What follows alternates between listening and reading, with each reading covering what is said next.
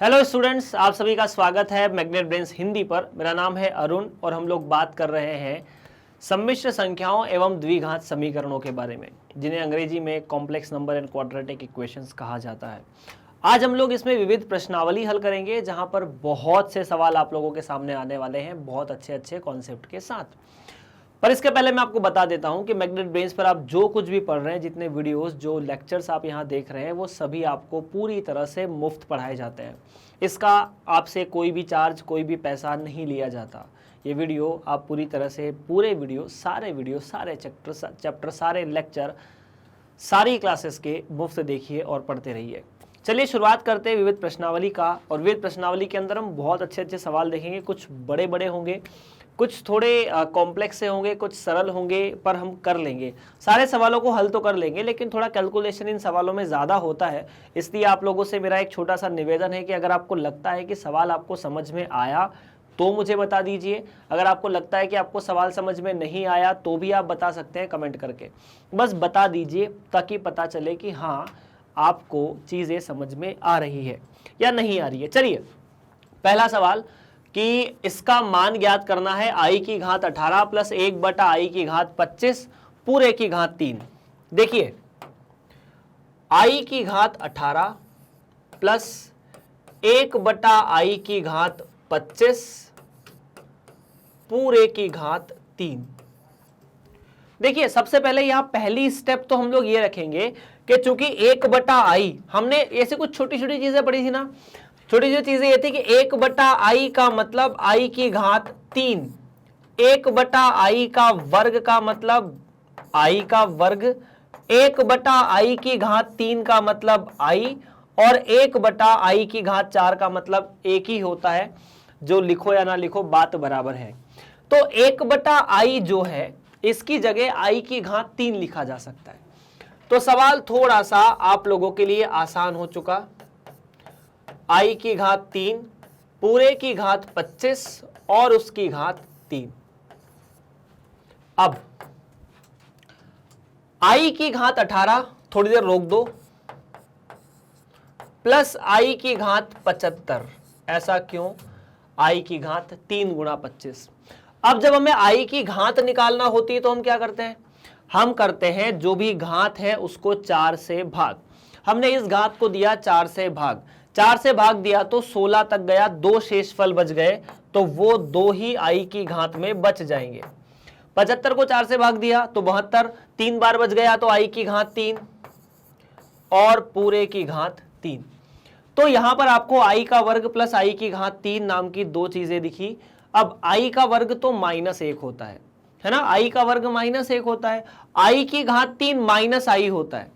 तो ये जो सवाल है उसमें आपको कुछ इस तरह से मिला, -1 माइनस आई की घात 3। कितना? -1 माइनस आई की घात 3। -1 माइनस आई की घात 3 को कैसे निकालेंगे? यहां a की घात 3 माइनस b की घात 3 का सूत्र लगाया जा सकता है। अब दोनों में माइनस है ना, उस माइनस को बाहर भी निकाल सकते हैं। मतलब ये ऐसा भी बन सकता है -1 प्लस आई की घात 3। वो माइनस साइन को बार बार हमें लिखना पड़ता इसलिए। अब देखो, माइनस साइन तो बाहर है, बिल्कुल बाहर है। a की घात 3 मतलब 1 की घात 3 प्लस 3 a का वर्ग i, b मतलब 3a square b plus 3ab square, 3ab square मतलब 3, 1 और i का वर्ग प्लस i की घात 3।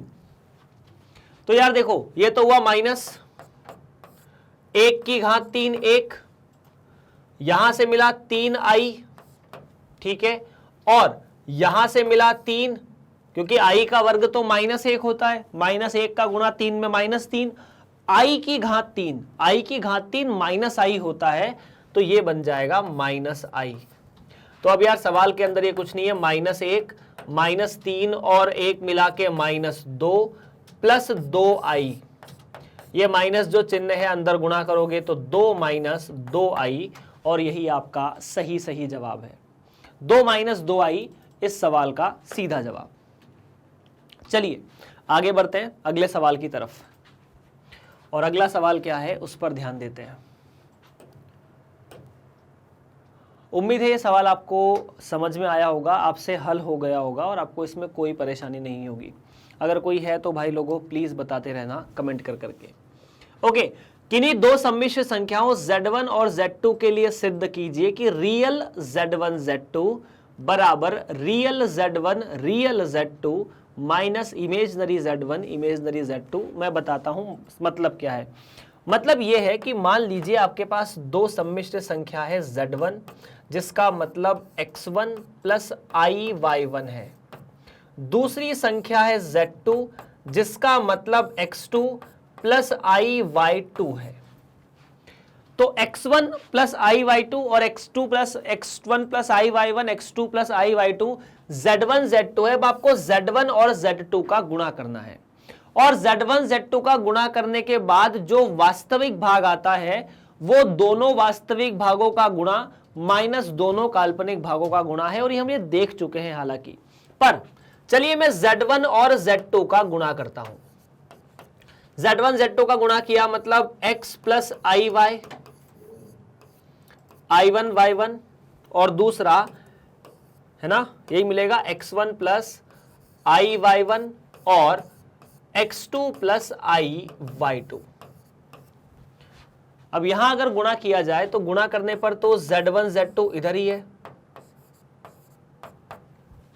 X1 का X2 में गुणा तो X1 X2 X1 X2, X1 का Y2 में गुणा साथ में I है तो I X1 Y2 plus Y1 का X2 में गुणा तो I के साथ X2 Y1 और IY का IY में गुणा तो I का वर्ग Y1 Y2।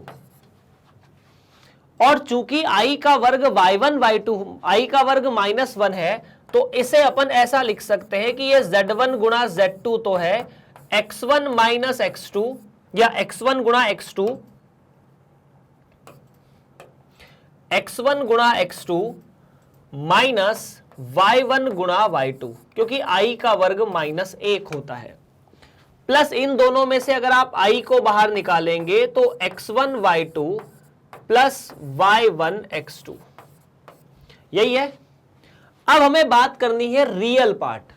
रियल पार्ट मतलब इस Z1 Z2 का गुणा करने के बाद कौन सा भाग वास्तविक है, तो मैंने लिखा रियल Z1 गुणा Z2। Z1 गुणा Z2 का रियल भाग कौन सा है, तो Z1 गुणा Z2 का रियल भाग है X1 X2 minus Y1 Y2, X1 X2 minus Y1 Y2। पर X1 क्या है, ये जो Z1 है अगर इस Z1 का आप रियल भाग निकालोगे तो Z1 का रियल भाग का मतलब है X1 और इसी Z1 का या Z2 का रियल भाग निकालोगे तो रियल भाग का मतलब X2। अगर Z1 का इमेजनरी भाग निकालोगे तो उसे बोलोगे Y1, अगर उसका Z2 का इमेजनरी भाग निकालोगे तो उसे बोलोगे Y2। रियल मतलब वास्तविक, इमेजनरी मतलब काल्पनिक। किसी भी Z के दो भाग होते हैं, वास्तविक काल्पनिक, वास्तविक काल्पनिक। तो X1 की जगह क्या लिख सकते हैं कि रियल Z1, X2 की जगह रियल Z2। तो ये जो प्रश्न है इसमें ऐसी चीजें हो जाएगी, रियल Z1 गुणा real Z2 minus Y1 Y2 की जगह इमेजनरी Z1 गुणा इमेजनरी Z2 और यही आपको सिद्ध करना था। हो चुका सिद्ध, सिद्धम, कोई चिंता की बात नहीं है, परेशानी की बात नहीं। देखो ये सब नोटेशंस है ना, इसको ऐसे नोट करते हैं, इसको ऐसे दिखाते हैं, रिप्रेजेंट करते हैं। चिंता इसमें ज्यादा नहीं लेना है। चिंता किसमें लेना है, जहां कॉन्सेप्ट का हम या सवाल का कॉन्सेप्ट ना पकड़ पाए। ये सब तो कैलकुलेशन है, सिंपल सा कॉन्सेप्ट था, सिंपल सा कैलकुलेशन था, ये चीज अपन करके भी आ गए। आपको याद हो तो मैंने कहा था कि अगर दो सम्मिश्र संख्याओं का गुणा करना हो तो पहले दोनों के वास्तविक भाग, दोनों का काल्पनिक भाग लगा के माइनस कर दो, फिर आई लगा के पहले का वास्तविक दूसरे का काल्पनिक, फिर दूसरे का वास्तविक पहले का काल्पनिक, यही होता था। चलिए तो सवाल हल हो चुका है और अगले सवाल की तरफ बढ़ते हैं। अगला सवाल है, इस सवाल को या इस Z को मानक रूप में परिवर्तित कीजिए। ये थोड़ा सा भारी सवाल है। भारी क्यों है? क्योंकि यहाँ बहुत ज़्यादा कैलकुलेशन है। तो सबसे पहले आपको ये तीन सम्मिश्र संख्या या तीन तरह की चीज़ें दिख रही होगी। एक तो ये, दूसरा ये और तीसरा ये। हमें पहले इन तीनों को हल करना पड़ेगा। पहले तो इसे हल करो, इसे हल करो, इसे हल करो, इसे फिर मानक रूप मतलब a प्लस आई बी में बदलना है। इस पूरे को हल करने के बाद a प्लस आई बी के रूप में लिखना है। a क्या है, b क्या है, i क्या है, ये शायद अपन जानते हैं। ठीक है, तो क्या करेंगे यार, 1 बाय 1 हल करने की कोशिश ही करेंगे और इसके अलावा कुछ नहीं करेंगे। देखिए मैंने यहाँ पर ना 1 माइनस 4i मतलब 1/1 माइनस 4i, 2/1 प्लस आई और 3 प्लस 4i, 3 माइनस 4i बटा 3 या 5 प्लस आई जो लिखा है, इनको अलग अलग सम्मिश्र संख्याएं मान लेते हैं। हम ये मानते हैं कि हमें दिया तो एक z है, ठीक है, z दिया कैसा है, 1/1 माइनस 4i माइनस 2/1 प्लस आई और उसके बाद 3 माइनस 4i और 5 प्लस आई। ठीक, इतना ठीक है। हम पहले इन्हें 1 बाय 1 सभी को सरल कर लेते हैं। सरल कैसे करेंगे? हमने माना कि एक तो हमारे पास z1 है जिसका नाम है 1 माइनस 4i। अब 1 माइनस 4i को थोड़ा सा अपन सरल करेंगे। कैसे? इसके हर में से सम्मिश्र संख्या हटाएंगे। हर में से सम्मिश्र संख्या हटाने का तात्पर्य, हर में से सम्मिश्र संख्या हटाने के लिए मैंने क्या किया, 1 माइनस 4i में यहां पर 1 प्लस 4i और यहां पर भी 1 प्लस 4i का गुणा कर दिया। तो ये सम्मिश्र संख्या z1 हुई 1 प्लस 4i और यहां एक छोटा सा सूत्र लगता है, a माइनस आई बी और a प्लस आई बी बराबर a का वर्ग प्लस b का वर्ग। तो a का वर्ग प्लस 4 का वर्ग, तो ये मिला z1 बराबर 1 प्लस 4i बटा 17। ये पहला भाग। यहां से दूसरे वाले को भी हल करेंगे। क्या करेंगे?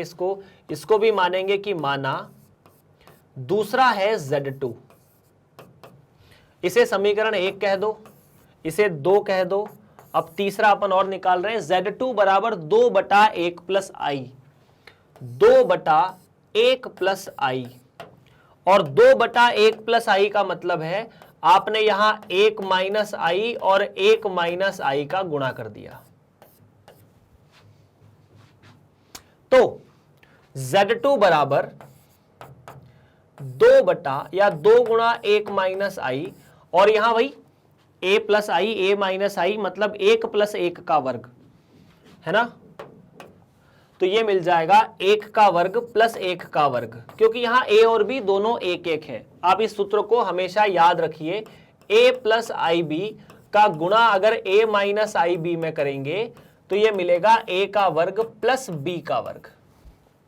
तो यहां से z2 मिलेगा 1 माइनस आई बटा 2 और 2 से 2 कैंसल, z2 बराबर 1 माइनस आई। तो आपको z1 और z2 दोनों मिल चुके हैं। ये सरल कर लिया है मतलब आपने, ठीक है। अब सवाल में आपको z1 माइनस z2 दिया है। क्या दिया है सवाल में? z1 minus z2। z1 minus z2 चाहो यहां कर लो या अगली बार कर लेना, z3 को भी और भी सरल करना है। तो अपन z1 माइनस z2 यहां निकाल लेते हैं, z1 माइनस z2, क्योंकि ये z1 है ये z2 है, यहां माइनस किया हुआ है तो कर ही लेते हैं। तो 1 प्लस 4i बटा 17 माइनस 1 माइनस आई।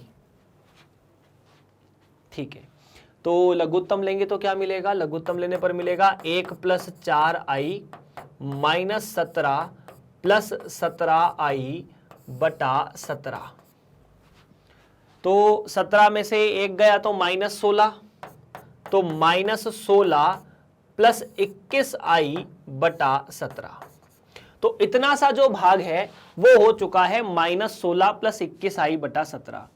इसे अपन ने तीसरा समीकरण बोल दिया, चौथा समीकरण बोल दिया, तीसरा तो हो चुका है। चलिए उसके बाद 3 - 4i और 5 + i के बारे में बात करते हैं। ये क्या है? इसे अपन ने Z3 बोल दिया है थोड़ी देर के लिए, ठीक है। तो आपने Z3 बोला, Z3 क्या है? Z3 है माना फिर से। अभी ना Z3 को भी मानक रूप में बदल के फिर तीनों का गुणा करना होगा और कुछ नहीं करना होगा। Z3 बराबर 3 - 4i बटा 5 + i। तो 3 - 4i 5 + i क्या करेंगे? गुणा करेंगे किसका? 5 - i और 5 - i का अंश और हर दोनों में, ताकि ये जो Z के अंदर एक सम्मिश्र संख्या हर में है उसे अपन खत्म कर पाए।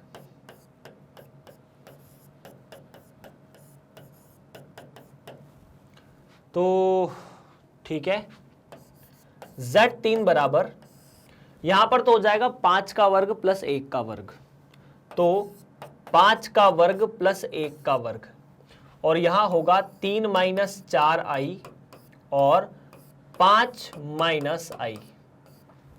तो Z3 बराबर 3 का 5 में गुणा किया तो 15, 4 का इसमें गुणा किया तो -20i, 3 का इसमें गुणा किया तो -3i, 4 का 4 में गुणा माइनस माइनस प्लस हो गए, और यहां से मिलेगा +4i का वर्ग, और ये मिला 26।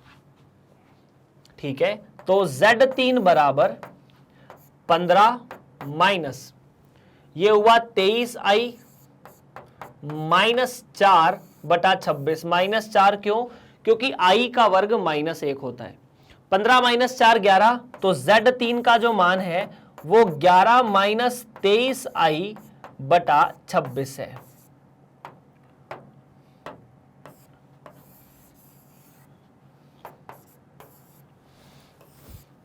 अभी हमें जिसको सरल करना उस पर बात कर लेते हैं। सरल किसको करना है? सरल करना है समीकरण 1, 2, 3, या 1, 2, 3 नहीं रखने की जरूरत है, 2 और 3 की जरूरत ही नहीं है, क्योंकि 2 और 3 में Z1 - Z2 अपन ने निकाल लिया है। तो 1 के बाद 4 एवं 5 से, 1, 4 एवं 5 से मतलब देखो, 1 का मतलब है ये माइनस ये, जिसे अपन ने Z1 Z2 माना। तो Z बराबर Z1 - Z2, Z1 - Z2 का मान अपन निकाल चुके हैं, और 5 है ये जिसे अपन वहां सरल कर चुके हैं।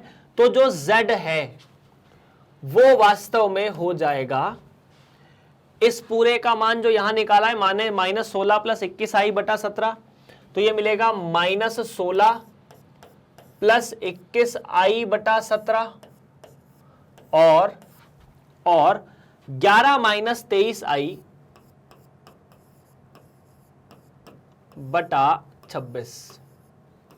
अब ये गुणा करना और कुछ नहीं करना, इसमें ये भयंकर सा गुणा करना है और कुछ भी नहीं करना है। ठीक है, तो Z बराबर देखिए, सबसे पहले -16 का गुणा 11 में, तो -16 गुणा 11, फिर -16 का -23i में, तो माइनस माइनस तो हो गए +16 गुणा 23i, फिर 21 का गुणा 11 में, तो 21 गुणा 11i, और 21 का गुणा 23 में माइनस प्लस माइनस है, तो -21 गुणा 23, साथ में i का वर्ग, क्योंकि इसमें भी i है और उसमें भी i है, और यहां 17 गुणा 26। ठीक है क्या? चलो तो गुणा करते हैं यार। 16 एकम 16 माइनस, ठीक है, कैरी 1, 16 एकम 16 और 1 17, तो यहां पर -176 प्लस 16 48, कैरी 4, 16 दूना 32 और 4 36, साथ में i। 21 का 11 में गुणा करोगे तो 11 धाम 110, 11 धाम 110, 110 220, या फिर ऐसे ही कर लो, 11 एकम 11 हासिल 1, 11 दूना 22 और 1 23, ये भी i माइनस 21 या 63, 6 कैरी है, 21 दूना 42 और 6 48, साथ में आई का वर्ग जो कि -1 होता है इसलिए ये +1, और 17 छंग की 102, कैरी 10, 17 दूना 34 और 10 44।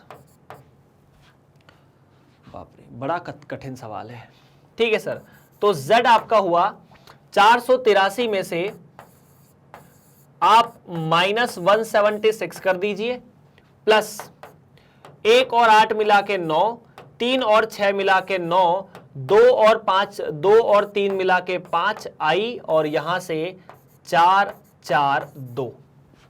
ठीक है, तो Z बराबर 3 में से या 13 में से 6 गए तो बचे 7, 0 और यहां पर बचेगा 3, प्लस 599 आई और 4 4 2। अब एक बात बताइए, ये तो a प्लस आई बी वाले मानक रूप में बदल गया। इस सवाल में ऐसा स्पेशल क्या था? इस सवाल में स्पेशल कोई बहुत बड़ा कॉन्सेप्ट नहीं था, बहुत बड़ा लॉजिक नहीं था, सिर्फ और सिर्फ कैलकुलेशन थे। कैलकुलेशन के अलावा कुछ नहीं। सवाल में मतलब इनको बताना था कि z ऐसा भी हो सकता है, और कुछ नहीं। इतना भयंकर भी हम z लिख सकते हैं, कोई बात नहीं, लिखो, हमें क्या दिक्कत है।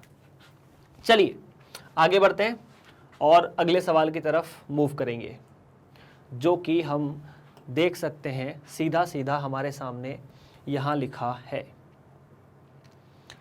कि यदि x माइनस आई वाई बराबर √a - आई बी और बटा c - आई डी है, ठीक है, तो सिद्ध कीजिए कि x का वर्ग प्लस y का वर्ग बराबर a का वर्ग प्लस b का वर्ग c का वर्ग प्लस d का वर्ग है। चलो ठीक है, एक बार आप लोगों के लिए सवाल को भी हल कर दिया जाए। x माइनस आई वाई बराबर वर्गमूल के अंदर a माइनस आई बी और a plus c minus I D है।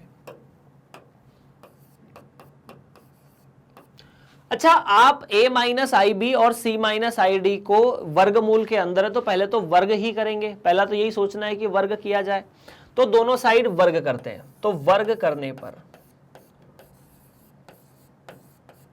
क्या मिलता है?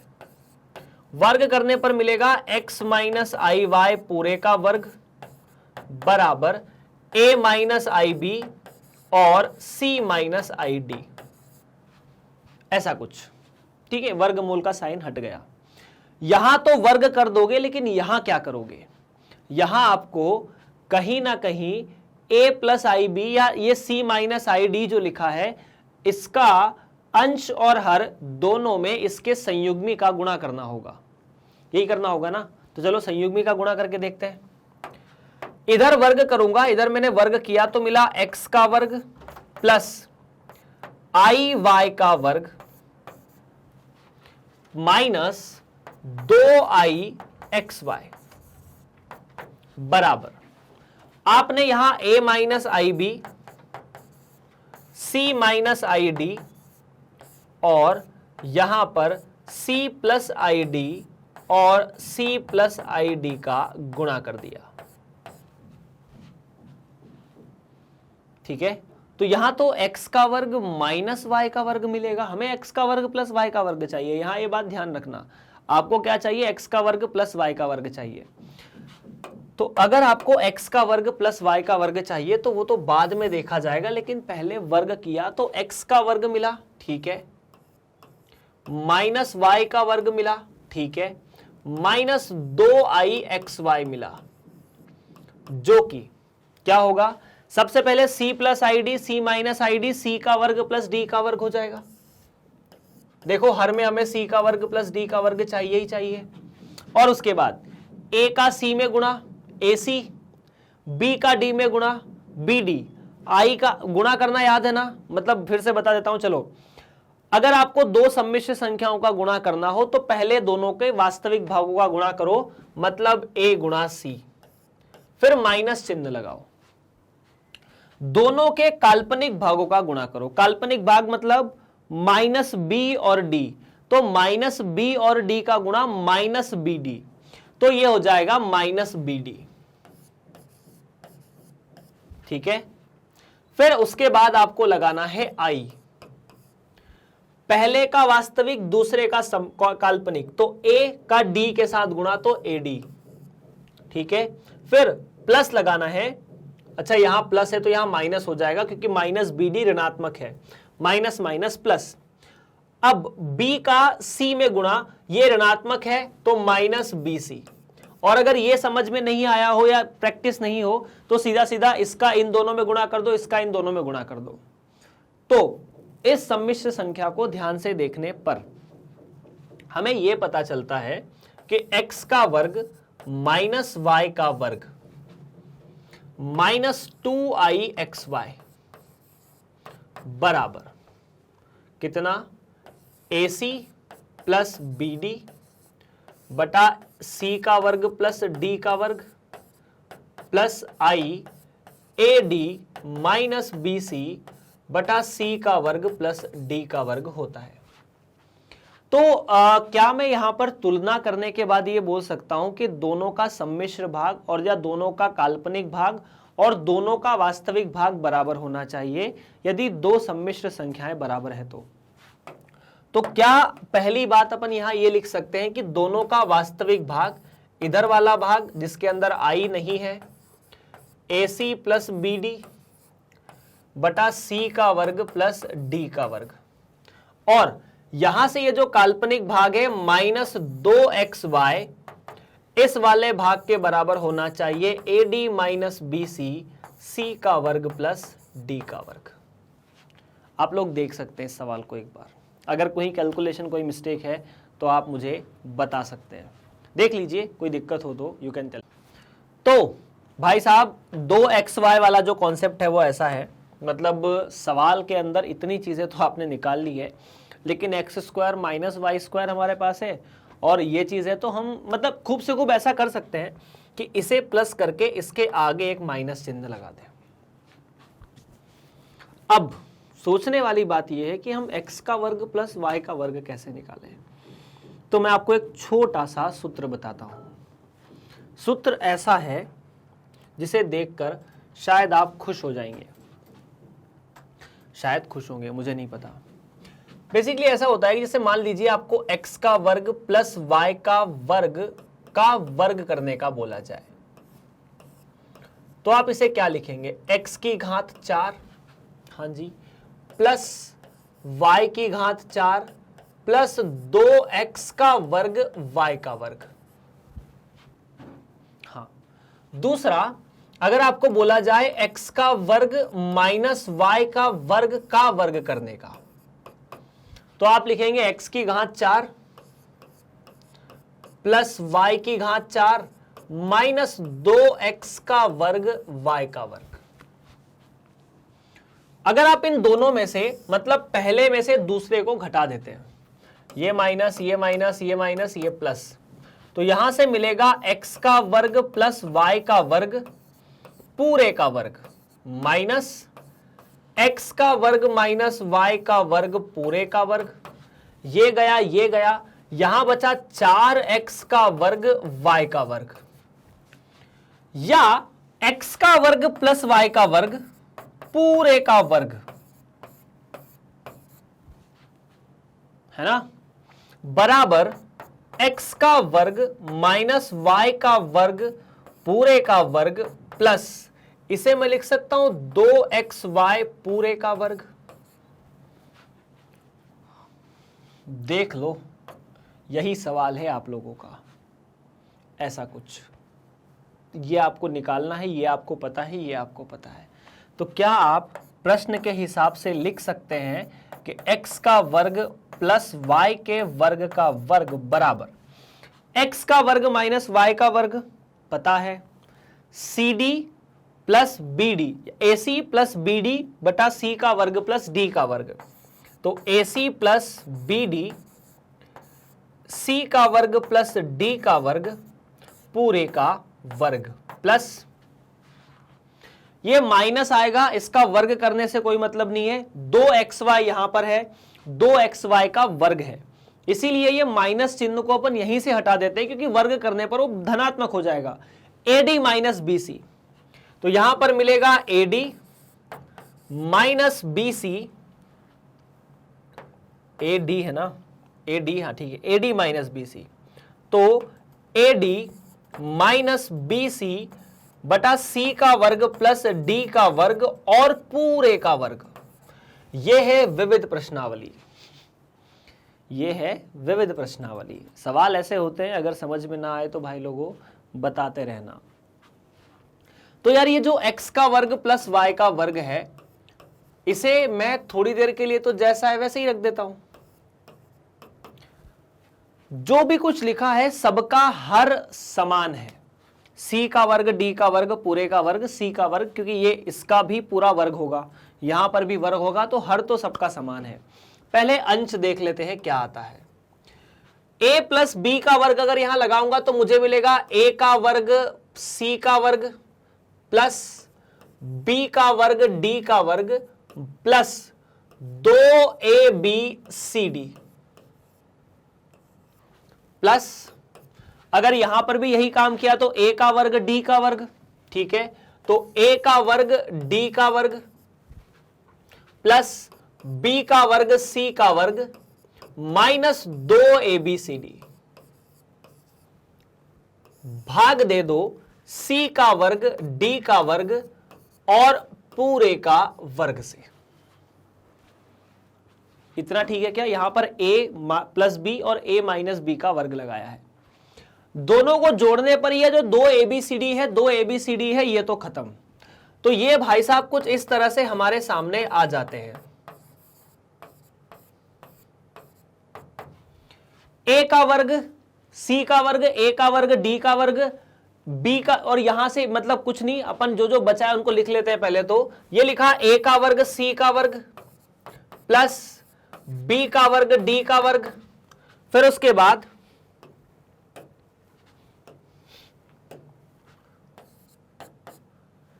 a का वर्ग d का वर्ग और b का वर्ग c का वर्ग, और यहां पर बचता है c का वर्ग d का वर्ग पूरे का वर्ग। क्या इतनी बात आप लोगों को समझ में आई है? अगर इतनी बात आपको समझ में आई तो मैं इन दोनों को पास पास लिखता हूं। किन दोनों को? चलो अगले पन्ने पर लिख लेते हैं। अगले पन्ने पर क्या क्या पास पास लिखना पड़ेगा ये देखो।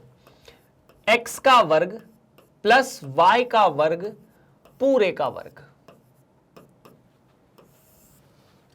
c का वर्ग प्लस d का वर्ग पूरे का वर्ग। हाँ जी, अब क्या होगा? ये a का वर्ग, c का वर्ग और a का वर्ग, d का वर्ग को पास पास लिख दिया जाए तो a का वर्ग, c का वर्ग प्लस a का वर्ग, d का वर्ग। तो बाकी जो दो बच गए उनको भी पास पास लिखना पड़ेगा। कौन कौन से हैं? d का वर्ग, b का वर्ग, b का वर्ग, c का वर्ग। तो d का वर्ग, b का वर्ग प्लस b का वर्ग, c का वर्ग। ठीक है, क्या आप यहां से a का वर्ग बाहर निकाल सकते हैं? यहां से अगर आपने a का वर्ग बाहर निकाला तो x का वर्ग प्लस y का वर्ग पूरे का वर्ग बराबर, अगर आपने यहां से a का वर्ग बाहर निकाला तो a का वर्ग, c का वर्ग प्लस d का वर्ग यहां पर उपस्थित है। हाँ जी, और उसके बाद आपने यहां से फिर से, अगर यहां से आपने b का वर्ग बाहर निकाल लिया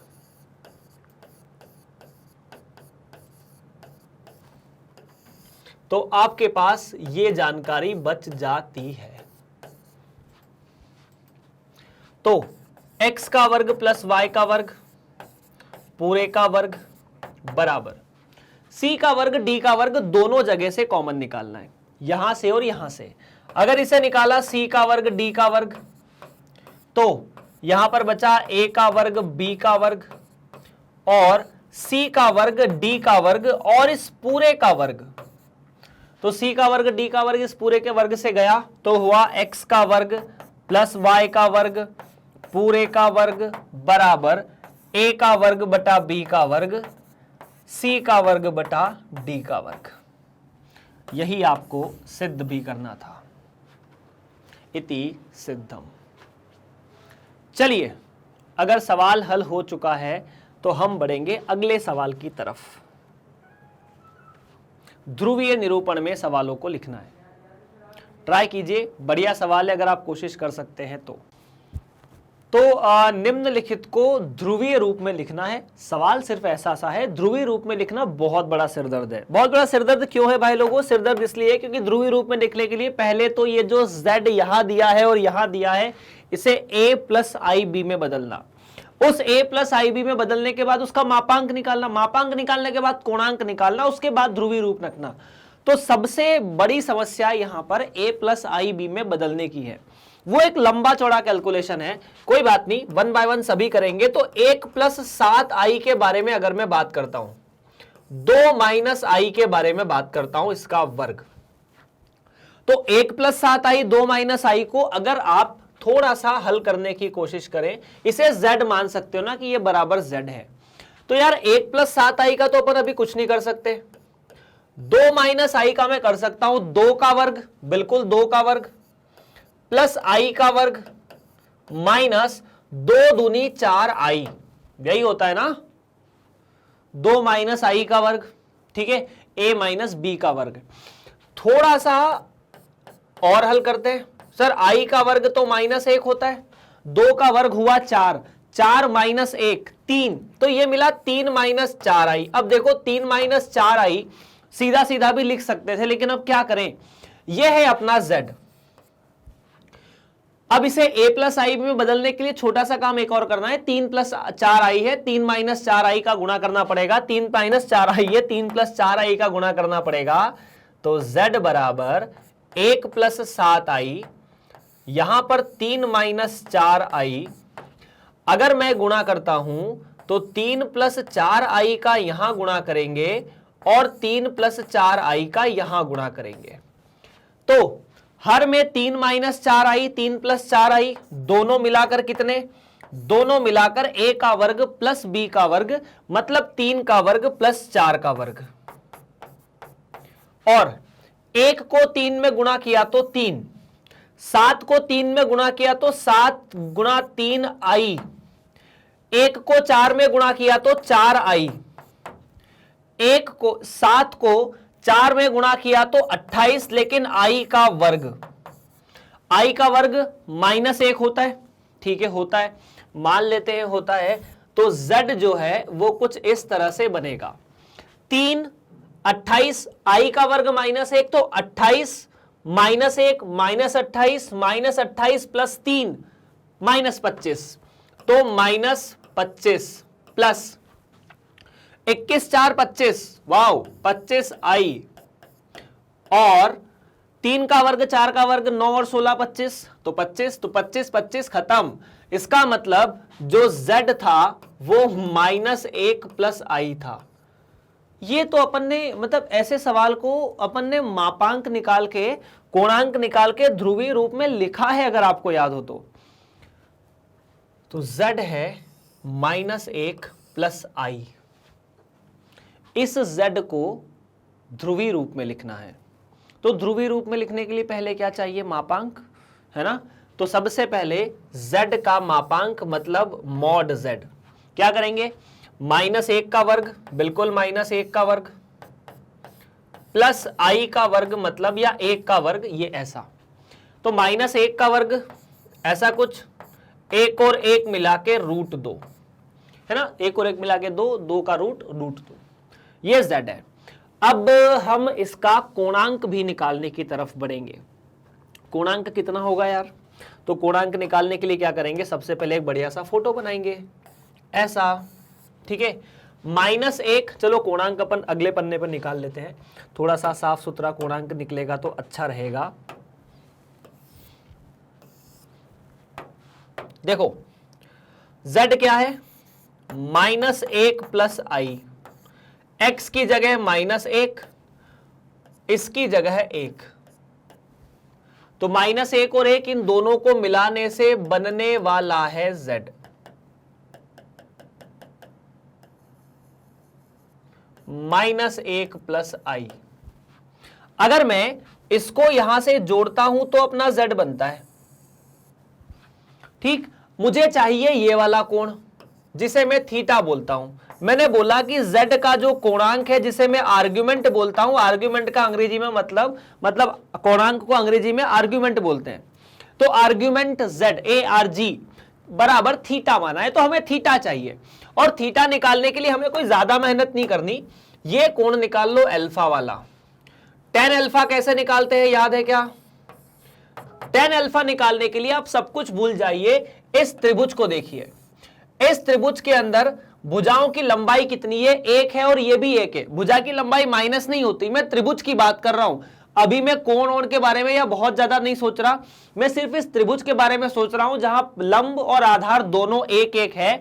तो ये मिलेगा 1/1, तो tan अल्फा बराबर 1।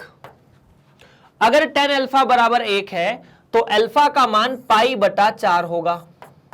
और अगर अल्फा का मान π/4 है तो थीटा, जिसे आपने आर्गुमेंट कहा है, वो है पाई माइनस π/4 या पाई माइनस अल्फा, क्योंकि ये पूरा का पूरा कोण पाई है 180 डिग्री, उसमें से ये घटाओगे तो ये बच जाएगा।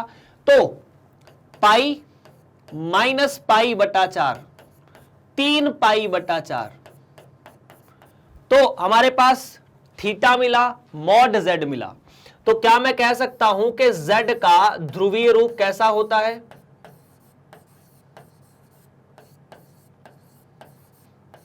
z का ध्रुवीय रूप, z का मापांक cos theta plus i sine theta होता है। z का मापांक अपन ने निकाला, √2 आया था, √2, ठीक है। तो √2 cos थीटा मतलब cos 3 π/4 प्लस i साइन 3 π/4, और इस तरह से z का ध्रुवीय रूप बन जाता है। क्या ये बात क्लियर है? अगर क्लियर है तो अपन आगे बढ़ सकते हैं, नहीं हो तो कमेंट में बताते रहना। चलिए, मतलब हो तो भी बताते रहना यार, है ना। मतलब जो मैं कर रहा हूं आप लोगों के लिए, आप लोग भी वीडियो को देख रहे हैं तो पता तो चले, एक कम्युनिकेशन अपने बीच होना चाहिए। अगर आप वहां पर रिप्लाई करोगे तो मैं भी वहां पर आपको जवाब दे सकता हूं। अगले सवाल की तरफ बढ़ते हैं। मतलब अगले सवाल की क्या, सवाल तो यही है, इसका दूसरा भाग भी हमारे सामने है। 1 + 3i और 1 - 2i। तो z बराबर 1 + 3i 1 - 2i। क्या करेंगे? सबसे पहले 1 + 2i को 1 - 2i को हटाएंगे। क्यों? क्योंकि ये हमें ज्यादा परेशान कर रहा है।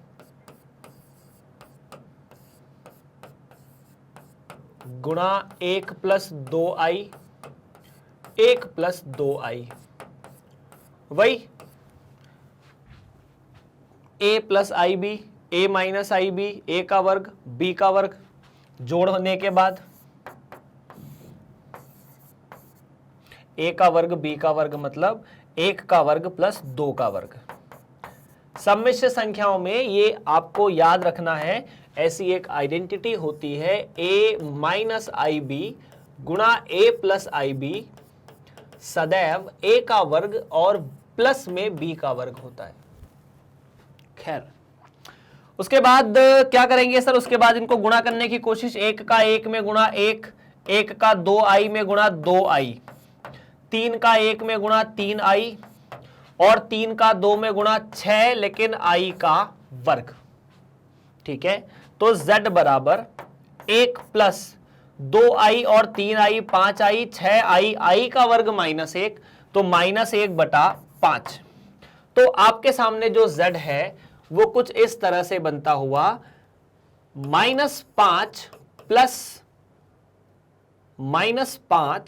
+ 5i भाग देकर 5।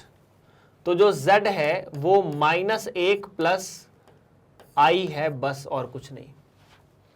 -1 + i, और अगर ये -1 + i है तो फिर से हमारे लिए सवाल वही बन चुका जो पहले था, -1 + i। तो मैं इसका मापांक निकालूंगा तो -1 का वर्ग और 1 का वर्ग, तो ये मिलकर आया √2 फिर से। और अगर इसका कोणांक निकालने जाऊंगा तो वही है, ये -1 है और ये 1 है, दोनों की वजह से ये जो कोण बनेगा जैसा पुराने सवाल में था 3π/4। तो इसका देख लो, एक ये दोनों सम्मिश्र संख्या मतलब समान है ना। अगर इसका z और इसका दोनों का z निकाला जाए तो ध्रुवीय रूप जो है वो ऐसे निकाला जा सकता है। ध्रुवीय रूप कैसे? z बराबर z का मापांक cos theta plus i sin theta, तो cos 3π/4 प्लस i sin 3π/4। इस तरह से z जो है वो हल हो चुका है। दोनों सवाल मतलब देखो, दो z अलग अलग दिख रहे पर है समान, और अगर दोनों अलग अलग दिखने के बाद भी समान है तो आप देख सकते हैं कि सम्मिश्र संख्याओं में, जैसे वास्तविक संख्याओं में आप 5 को 5 लिख सकते हैं, लेकिन जरूरी नहीं है। जैसे 1 को 1 लिख सकते हैं, ठीक है, आप 1 को साइन का वर्ग x प्लस कॉस का वर्ग x भी लिख सकते हैं, आप 1 को 10 की घात 0 भी लिख सकते हैं। इसी तरह एक सम्मिश्र संख्या को दूसरे रूप में भी लिखा जा सकता है, इसमें कोई चिंता की बात नहीं है। सवाल समझ में आ गया होगा सबको, उम्मीद है। प्रश्न 6 से 9 में दिए गए प्रत्येक समीकरण को हल कीजिए। मतलब यहां पर आपको द्विघात समीकरण दिए गए हैं और द्विघात समीकरण में आपको हल निकालना है। समीकरण कैसे कैसे हैं वो देखो। 3x का वर्ग माइनस 4x प्लस 20/3 बराबर 0। जो लोग मतलब इस वीडियो को पहली बार देख रहे हैं, मैं उनको बता देता हूं फिर से। द्विघात समीकरण के हल, अगर d धनात्मक आता था, d मतलब b का वर्ग माइनस 4ac, तो दोनों हल असमान आते थे और वास्तविक होते थे। अगर d 0 होता था तो कोई भी हल, मतलब दोनों हल समान होते थे और वास्तविक होते थे। लेकिन अगर d ऋणात्मक आता था तो आप बोलते थे कोई हल नहीं है, वो कक्षा 10 तक था, कक्षा 11वीं में 2 हल होते हैं। ऐसे केस में कितने हल होते हैं? 2 हल होते हैं। इसका मतलब a का मान आप 3 लिखो, b का मान -4 लिखो और c का मान 20/3 लिखो। सर 2 हल कैसे होते हैं? ये जो 2 हल होते हैं वो सम्मिश्र होते हैं, पर उसके लिए पहले d का ऋणात्मक होना आवश्यक है। d मतलब b का वर्ग -4ac, तो b का वर्ग मतलब -4 का वर्ग -4, a मतलब 3, c मतलब 20/3। तो -4 का वर्ग 16, 3 से 3 घटा और 4 में से 20 गए तो 80, या 4 गुणा 20 80, तो ये बचा -64, ऋणात्मक है। तो हम लिखेंगे कि चूंकि d ऋणात्मक है, इसीलिए समीकरण के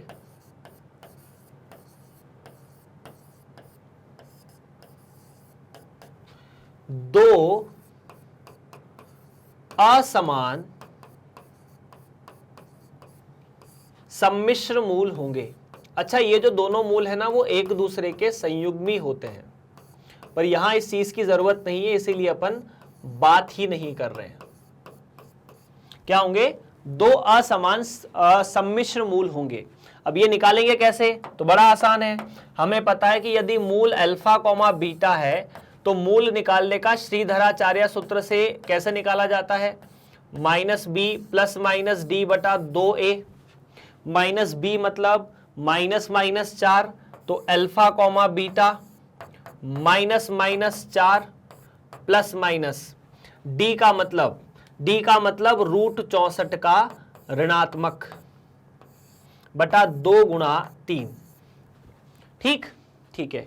तो अल्फा कॉमा बीटा के बारे में अगर मैं बात करता हूं तो -4 मिला के 4, √64 तो 8 होता है, लेकिन चूंकि माइनस का चिन्ह है तो उसकी वजह से i जरूर आ जाएगा। वर्गमूल के अंदर अगर माइनस है तो i लगा दो, फिर 64 का मूल 8/6, कितना? 6। तो अल्फा कोमा बीटा कैसा हुआ सर? अगर आप ऊपर और नीचे से सब में यहां से 2 बाहर निकाल ले, यहां से 2 से भाग दे दें, तो आपके जो दोनों मूल आए अल्फा कोमा बीटा वो है 2 प्लस माइनस i4 बटा 3। तो एक मूल होगा, पहला मूल अल्फा बराबर 2 प्लस i4 बटा 3 और दूसरा मूल होगा बीटा 2 माइनस i4 बटा 3। इसे 2 प्लस 4i और 2 माइनस 4i भी लिख सकते हैं। तो इस तरह से आपके सामने दोनों मूल और आ गए हैं। जो लोग पहली बार देख रहे हैं वो इस तरह समझे कि d के ऋणात्मक होने से मूल वास्तविक नहीं होते, इसीलिए कक्षा 10 में आपको कोई भी वास्तविक मूल नहीं पढ़ाया गया था। कक्षा 11वीं में आपने सम्मिश्र संख्याएं पढ़ ली, अगर d ऋणात्मक है तो मूल सम्मिश्र होंगे, इसीलिए सम्मिश्र मूल ऐसे निकाले गए हैं। आगे बढ़ा जाए और अगले सवाल की तरफ ध्यान दिया जाए। सब समझ में आ गया ना? आ गया हो तो बताते रहना यार। अगला सवाल है x का वर्ग माइनस 2x प्लस 3 बटा 2। x का वर्ग माइनस 2x प्लस 3 बटा 2 के बारे में क्या ख्याल है? तो सबसे पहले इसकी तुलना करेंगे किसके साथ? ax का वर्ग प्लस bx प्लस c बराबर 0 के साथ, क्योंकि यही मानक द्विघात समीकरण है और यहां a, b और c कुछ भी हो सकते हैं, मतलब अचर हो सकते हैं। a का मान 1, b का मान -2, c का मान 3 बटा 2।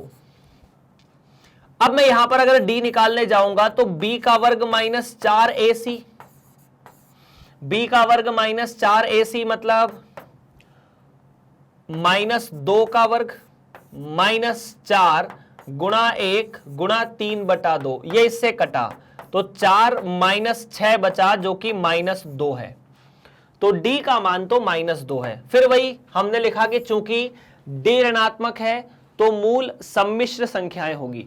अगर मूल सम्मिश्र संख्या है तो मूल निकालने की जो विधि है वो तो हमें पता है ना, x1, x2 minus b plus minus b का वर्ग माइनस 4ac बटा 2a। यही है ना, b का वर्ग माइनस 4ac बटा 2 है, -2 मतलब ठीक है। x1 x2 दो मूल हैं, श्रीधराचार्य विधि यही थी, b का वर्ग माइनस 4ac और इसकी जगह आप d लिखे तो और भी अच्छा होगा क्योंकि d आप निकाल चुके हैं पहले ही। तो माइनस b मतलब -2 का भी माइनस, -2 प्लस माइनस d का मतलब -2 बटा 2a, a का मतलब 1। तो ये मिला 2 प्लस माइनस, माइनस की वजह से i तो √2i बटा 2। ये मूल है, एक बार प्लस ले लो एक बार माइनस ले लो, तो आपके सामने दो मूल आ गए। एक मूल को अपन x1 कहेंगे, दूसरे को x2 कहेंगे। तो x1 बराबर 2 प्लस √2i बटा 2, x2 बराबर 2 माइनस √2i बटा 2। और इस तरह से आपके सामने दोनों मूल आ चुके हैं। शायद आपको अभी यहां कोई भी समस्या नहीं होगी। चलिए फिर, अगर समस्या नहीं है तो आगे बढ़ते हैं, समाधान निकालते हैं दूसरा, और समस्या रहे तो बताते रहना। 27x का वर्ग माइनस 10x प्लस 3। ये भी सवाल वैसे ही है जैसा हम लोग अभी तक देखते आए हैं। इसकी तुलना अगर ax का वर्ग प्लस bx प्लस c से करी तो a का मान 27, b का मान -10 और c का मान 1 आता है। ठीक है, उसके बाद हम d निकालने गए, d मतलब b का वर्ग माइनस 4ac। तो d बराबर b का वर्ग मतलब -10 का वर्ग -4, a का मतलब 27, c का मतलब 1। तो d बराबर 10 का वर्ग तो 100 और 27 का अगर 4 बार गुणा किया तो मेरे हिसाब से आना चाहिए 7 चौक 28, 108। तो d का मान -8। तो अगर d का मान -8 है, चूंकि d ऋणात्मक है तो फिर से जो दोनों मूल हैं वो सम्मिश्र संख्याएं होगी। इस तरह के मतलब इस अध्याय में आपको सारे मूल सम्मिश्र संख्याएं ही दिए गए हैं, क्योंकि बिना सम्मिश्र संख्याओं के ऐसे सवाल तो आप पहले ही कर चुके हैं, जहां मूल सम्मिश्र संख्या ना हो मतलब वास्तविक संख्या हो। ऐसे सवाल आपने कक्षा 10 में किए हुए। तो जो मूल हैं जिन्हें आप अल्फा, बीटा बोल सकते हो, -b plus minus root D बटा 2a। तो अल्फा कॉमा बीटा अगर दो मूल है, माइनस बी मतलब minus minus 10 plus minus root D minus 8 2a, तो 2 गुणा 27। तो alpha comma beta minus minus 10 मतलब 10 प्लस माइनस 8 का रूट, 8 का मूल जो होता है वो 2 रूट 2 होता है ना। 8 को अपन ऐसे लिखते हैं 8 बराबर 2 गुणा 2 गुणा 2। अगर यहां से वर्गमूल लोगे तो यहां से वर्गमूल लोगे, ये 2 बाहर आ जाएंगे तो 2 रूट 2। तो आई साथ में रहेगा 2 रूट 2। आई क्यों रहेगा? क्योंकि वर्गमूल के अंदर ऋणात्मक चिन्ह है और ये 54। ठीक है यार, तो अल्फा का मान 10 प्लस आई 2 रूट 2 54 और बीटा का मान 10 माइनस आई 2 रूट 2 54। सवाल समाप्त होता हुआ। 6 से लेकर 9 तक आपसे सवाल में यही चीज पूछी हुई है, तो 6 से लेकर 9 तक हमें यही सवाल हल करना है बार बार। चलिए तो फिर आगे बढ़ते हैं अगले सवाल की तरफ। अच्छा, कहीं कोई अगर छोटी मोटी मिस्टेक दिखे ना जो कैलकुलेशन पॉइंट से हो, तो उसे आप लोग खुद से ठीक कर सकते हो। मतलब देखिए, जब हम गणित को सॉल्व करते हैं तो एक मिस्टेक नॉर्मली होती है, मतलब साइंस में इस तरह की मिस्टेक को मानव निर्मित मिस्टेक कहा जाता है। जैसे कोई मशीन है, तो अगर उस मशीन में कोई मिस्टेक है, आप उसकी रीडिंग नोट कर रहे हैं, तो अगर मशीन खराब है तो रीडिंग खराब आएगी, मतलब गलती किसकी है? मशीन की। मशीन सही है लेकिन मानव ने गलती से रीडिंग जो है वो गलत नोट कर ली, तो ऐसी मिस्टेक को, मतलब ये एक जायज़ मिस्टेक होती है, जिसे कहा जाता है कि ये मिस्टेक जो है वो मानव ने निर्मित की है, मतलब देखने वाले ने गलती से जल्दी जल्दी में गलत देख लिया। और ऐसी बहुत सारी चीज़ें, बहुत सारे उदाहरण आते हैं। चलिए, तो मतलब जब आप आगे जाएंगे किसी मशीन से या किसी कंपनी में या कहीं डील करेंगे तो आपको ये चीज़ें देखने को ज़रूर मिलेगी। चलिए तो बात करेंगे इस समीकरण के बारे में, जहाँ a का मान 21 है, b का मान -28 है और c का मान 10 है। अब इस सवाल को करने के पहले मैं आपको बता दूं कि आपको यहाँ पर 28 का वर्ग, 21 का वर्ग और 10, इन सभी का गुणा करके पहले तो d निकालना है। तो जिन लोगों को 28 का वर्ग नहीं पता उनको घबराने की कोई बात नहीं है, क्योंकि हम 28 का वर्ग वैसे भी नहीं निकालेंगे। देखो कैसे। d का मान निकालने के लिए आपको चाहिए b का वर्ग, मतलब -28 का वर्ग -4, a का मतलब 21, c का मतलब 10। अब देखो 21 लिखोगे 10 लिखोगे, वहां आपको फिर दो चीजें दिखेगी। क्या दिखेगी? 28 में 7, 21 में 7, 28 में 4, 4 यहां अवेलेबल है। अब फटाफट देखकर देखो, d निकाल कर देखो धनात्मक आता है कि ऋणात्मक आता है। तो देखो यार, यहां पर ना अपन ने उसके बाद 21 लिखा, a का मान, और c का मान लिखा 10। ज्यादा कैलकुलेशन करने से बचने के लिए ये चीज आपके प्रैक्टिस में आ जाए, इसलिए आपको थोड़ी चीजें मैं ऐसी बता देता हूं। 28 का मतलब होता है 7 गुणा 4, ठीक? तो 28 का वर्ग का मतलब है 7 गुणा 7 गुणा 4 गुणा 4, यही मतलब है। माइनस 4 अपने सामने यहां पर है, ठीक है। 21 का मतलब होता है 7 गुणा 3 और 10 का मतलब 2 गुणा 5, ऐसे ही होता है। तो अगर आप चाहें तो यहां से 7 और यहां से 7 को बाहर निकाल सकते हैं, पहली बात तो यह है। और एक 4 भी बाहर निकाल सकते हैं, दूसरी बात। अब उसके बाद यहां 2 है और यहां 4 है, तो आप चाहें तो इनमें से 2 को बाहर निकाल सकते हैं। तो देखिए आपके पास से क्या गया, ये 7 गया, एक 7 बचा, ये 4 गया, कुछ नहीं बचा। इस 4 में से 2 गए तो 2 बचे, ठीक। ये 4 गया, ये 7 गया, ये 2 गया, सिर्फ 3 और 5 बचे हुए। तो देखो 7 चौक 28 दूना 56 तो बाहर है, 14 माइनस 15 अंदर है, 14 माइनस 15 -1, तो d का मान -56 आया। देखा, मैंने बोला था ना ज्यादा कैलकुलेशन नहीं करना पड़ेगा। तो d का मान -56। अगर d का मान -56 है तो उसके बाद अपन मूल निकाल सकते हैं अल्फा कॉमा बीटा। क्या आएगा? Minus B plus minus root D बटा 2a। a अपने पास है, b अपने पास है, d अपने पास है। अल्फा बीटा जो दो मूल हैं उसमें b माइनस तो माइनस 28 प्लस माइनस d मतलब माइनस का 56 और साथ में 2a मतलब 21। इतना है। अब 28 में माइनस माइनस करने पर तो प्लस हो जाएगा। अल्फा बीटा बराबर प्लस 28 प्लस माइनस 56 14 गुणा 4 होता है, मतलब आप वहां से 4 को बाहर निकाल सकते हैं। 4 को बाहर निकलेगा तो 2 बचेगा, तो 2 रूट 14 और साथ में माइनस चिन्ह की वजह से आई 2 गुणा 21। यहां 2 यहां 2 और यहां से 2 सब कट जाएंगे आपस में, मतलब आप पूरे समीकरण को 2 से भाग दे दीजिए अंश और हर में, तो 28 की जगह मिलेगा 14 रूट 14 आई बटा 21। यही आपके दो मूल हैं अल्फा और बीटा।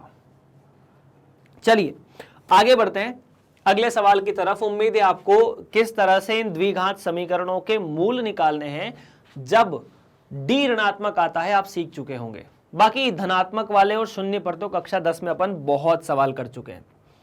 चलिए आगे बढ़ते हैं अगले सवाल की तरफ। और अगला सवाल हमें क्या कहता है, वो कहता है कि यदि Z1 तथा Z2 दो ऐसी सम्मिश्र संख्याएं हैं तो Z1 प्लस Z2 प्लस 1 बटा Z1 minus Z2 plus I का मान ज्ञात कीजिए। ठीक है यार, कोई दिक्कत की बात नहीं है। देखो Z1 आपको दिया है 2 माइनस I, Z2 दिया है 1 प्लस I। तो थोड़ा सवाल को समझ लेते हैं। आपको चाहिए Z1 प्लस Z2 प्लस 1, तो इसे अलग से निकाल दो ना, बार बार लिखेंगे परेशान होंगे।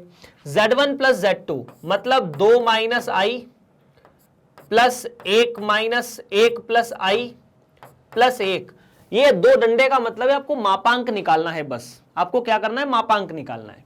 ठीक है, तो ये हो जाएगा 2 और 1 3 और 1 4, बस I से I चले गए। ठीक है, Z1 minus Z2 plus I, तो Z1 माइनस Z2 मतलब 2 minus I minus 1 plus I plus I, तो ये तो ऐसा हो जाएगा 2 minus I minus 1 minus I plus I। ठीक है, तो यहां पर तो I है, माइनस I प्लस I खत्म, 2 में से 1 गया तो खत्म, तो ये बचा 1 minus I।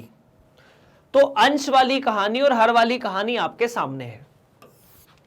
Z1 plus Z2 plus I या Z1 प्लस Z2 प्लस 1 और Z1 minus Z2 plus I बराबर, देखो अंश में 4 हर में 1 माइनस I। इसका मापांक निकालना है हमें, और मापांक निकालने के लिए हमने एक छोटी सी विधि पढ़ी थी।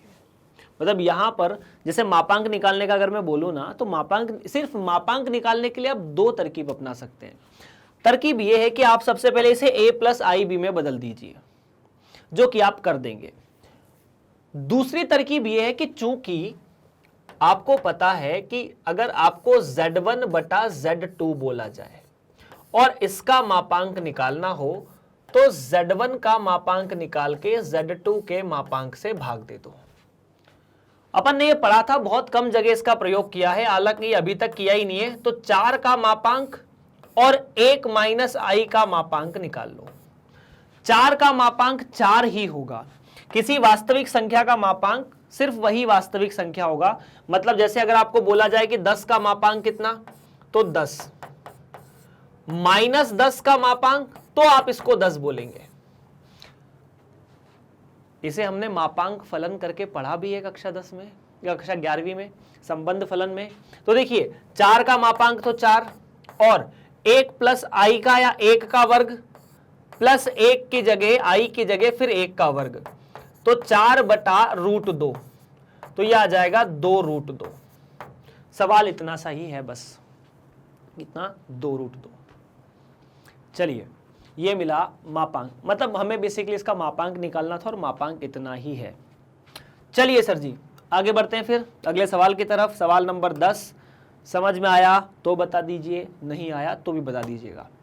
a plus I B X plus I का वर्ग बटा 2x का वर्ग प्लस 1, तो सिद्ध कीजिए कि a का वर्ग प्लस b का वर्ग बराबर x का वर्ग प्लस 1 बटा 2x का वर्ग प्लस 1 लिखा जाएगा। ठीक है, a प्लस आई बी ऐसा है और a प्लस आई बी में a प्लस आई बी बराबर x प्लस आई का वर्ग है और 2x का वर्ग प्लस 1 है। यहां बस i है, तो a प्लस आई बी बराबर, इसे लिख सकते हैं x का वर्ग प्लस i का वर्ग, ठीक है, माइनस या प्लस 2x i भाग देने के बाद 2x का वर्ग प्लस 1। अभी मैंने इसको वर्ग वर्ग कुछ नहीं किया है। तो a प्लस आई बी को x का वर्ग माइनस 1, क्योंकि i का वर्ग माइनस 1 होता है, साथ में 2x गुणा i लिखा जा सकता है और भाग दे दो 2x का वर्ग प्लस 1 से, है ना। ठीक है, उसके बाद a प्लस आई बी को फाइनली ऐसा लिख सकते हैं, इसमें सम्मिश्र भाग और मतलब काल्पनिक और वास्तविक भाग को अलग अलग करेंगे, तो x का वर्ग माइनस 1 बटा 2x का वर्ग प्लस 1 प्लस 2x, फिर वही 2x का वर्ग प्लस 1 और साथ में i। अब आपको चाहिए a का वर्ग प्लस b का वर्ग, सही बात है। तो सबसे पहले तुलना करने पर जो i के साथ नहीं लिखा है वही a है, जो i के साथ लिखा है वो b है।